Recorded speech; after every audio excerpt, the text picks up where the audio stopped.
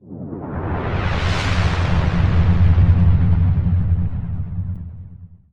you ever wondered how credit cards work? I mean, you swipe a piece of plastic in a machine and you get to take home whatever you want.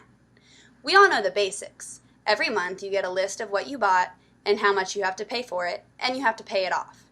Or in the case of a debit card, it automatically takes the money from your bank account. But how? The magnetic strip was first added to credit cards in the 1960s by IBM. The idea for the strip came from Forrest Perry, an IBM engineer who basically melted a magnetic strip onto a card for CIA officials to use as an identification card, similar to the way we use student IDs today.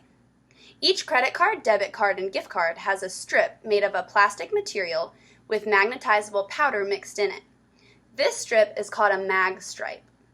When the strip is exposed to a strong magnetic field, it becomes magnetized.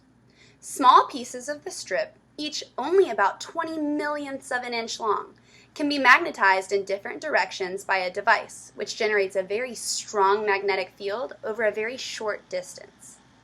The machines that encode credit cards have coils wrapped around special metals to make an electromagnet. When a current is passed through these coils, a magnetic field is generated.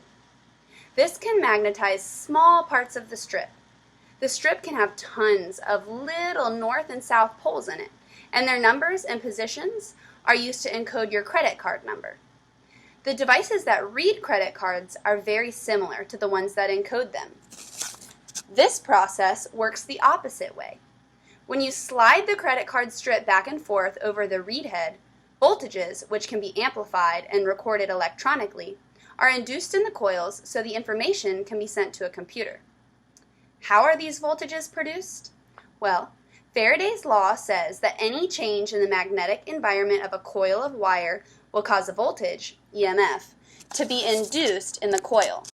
The change could be produced by changing the magnetic field strength, moving a magnet toward or away from the coil, moving a coil into or out of a magnetic field, or rotating the coil relative to the magnet. Sometimes magnetic strips don't work perfectly. If a card gets bent, it can be hard to read because the strip won't all touch or almost touch the reader. If you put them next to a magnet, they can get erased. Have you ever heard not to keep your hotel room key in your pocket with your cell phone? This is because hotel room keys work similar to credit cards. Cell phones have small magnets in them from their speakers that can accidentally erase the encoding of your room key that allows you to open your door. It took a few years for Forrest Perry's idea to catch on, and it's already on its way out the door with the new chip technology in this ever-changing and advancing world that we live in today. I was just practicing physics.